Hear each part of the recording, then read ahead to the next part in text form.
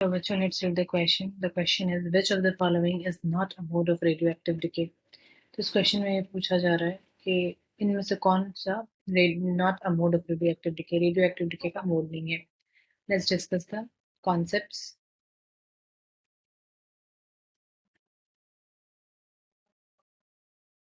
इस क्वेश्चन में हम वन बाय वन ऑप्शंस को लेके चलते हैं और देखते हैं कि क्या है.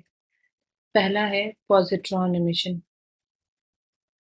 पॉजिट्रॉन का इमिशन कब होता है? ठीक है. बीटा डिके जो होता है वो दो तरह का होता है, एक बीटा माइनस और एक बीटा प्लस. बीटा माइनस में neutron gets converted into proton, और इसमें क्या होता है कि neutron gets converted into proton plus electron plus antineutrino. और बीटा प्लस डिके में क्या होता है? बीटा प्लस डिके में इसमें क्या होता है, अगर कोई न्यूक्लियस के पास कोई अनस्टेबल न्यूक्लियस के पास मोर नंबर ऑफ प्रोटॉन्स हैं तो उसमें क्या होगा, proton gets converted into neutron plus positron. Positron इसको कहते हैं, ये एंटी पार्टिकल ऑफ इलेक्ट्रॉन है, प्लस न्यूट्रिनो. ठीक है, एंटी पार्टिकल है, इसका मतलब इस दोनों का मास इलेक्ट्रॉन को और पॉजिट्रॉन का सेम होगा, सिर्फ चार्ज अलग होगा. तो पॉजिट्रॉन इमिशन इसमें होता है बीटा प्लस डिके में. तो ये तो हो गया एक mode of radioactive decay. Option A तो सही है. अब आते हैं बी की तरफ, इलेक्ट्रॉन कैप्चर. तो देखते हैं इलेक्ट्रॉन कैप्चर क्या होता है. इलेक्ट्रॉन कैप्चर, इलेक्ट्रॉन इसमें जो है मान लेते हैं एक एटम है, ठीक है, इसमें इलेक्ट्रॉन रिवॉल्व कर रहा है, इलेक्ट्रॉन ऑर्बिटल में रिवॉल्व करता है, और न्यूक्लियस में न्यूट्रॉन और प्रोटॉन होते हैं. तो ये क्या होता है कि न्यूक्लियस जो है एक ऑर्बिटल इलेक्ट्रॉन को कैप्चर कर लेता है, और प्रोटॉन जो है न्यूट्रॉन में कन्वर्ट हो जाता है बाई इलेक्ट्रॉन से कंबाइंड करके. तो न्यूक्लियस जो इलेक्ट्रॉन को कैप्चर किया और प्रोटॉन और इलेक्ट्रॉन का रिकॉम्बिनेशन होके न्यूट्रॉन और न्यूट्रिनो फॉर्म कर जाता है. ठीक है, और इसी प्रोसेस को अगर ऑर्बिटल इलेक्ट्रॉन कैप्चर होता है तो इसको हम इलेक्ट्रॉन कैप्चर कहते हैं. तो इसमें भी ये भी एक तरह का डिके हो गया. ठीक है, कि प्रोटॉन और इलेक्ट्रॉन जो है वो न्यूट्रॉन में डिके हो रहा है कंबाइन करके.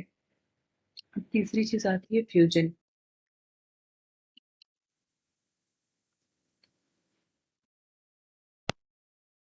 फ्यूजन क्या होता है? Fusion is a process of recombination of lighter it is a process of recombination of lighter nuclei to form a stable higher nuclei. Higher nuclei. तो फ्यूजन में क्या होता है कि दो लाइटर न्यूक्लियाई आपस में कॉम्बाइन करके एक हायर न्यूक्लियाई फॉर्म करते हैं, जिसका बाइंडिंग एनर्जी पर न्यूक्लियन ज़्यादा होता है इन दो लाइटर के, और ये एक स्टेबल न्यूक्लियाई फॉर्म करता है. ठीक है, ये हो गया ऑप्शन सी. तो ये जो है कोई डिके प्रोसेस नहीं है, ये तो एक फ्यूजन रिएक्शन है. ठीक है, इसमें कुछ डिके तो हो नहीं रहा है, कुछ मिल नहीं रहा है, दो चीज़ मिल के एक नई चीज़ फॉर्म कर रही है. और क्या है? Option D. ऑप्शन डी है अल्फा डिके. अल्फा डिके हम जानते हैं कि अल्फा डिके क्या होता है, किसी एलिमेंट का डिके होता है. कि कोई एलिमेंट है, मान लिया, जिसके पास जेड एटॉमिक नंबर है और ए इसका एटॉमिक मास नंबर है. तो अगर इसका अल्फा डिके होगा तो क्या हो जाएगा, इसका जो एटॉमिक नंबर है is decrease by 2 and mass number is decrease by 4, और प्लस हमको क्या मिलेगा, एक अल्फा पार्टिकल मिलेगा, जो कि ये होता है अल्फा पार्टिकल. ठीक है, तो ये भी डिके है, एक न्यूक्लियस डिके करके एक अनदर डॉटर न्यूक्लियस फॉर्म किया प्लस अल्फा पार्टिकल.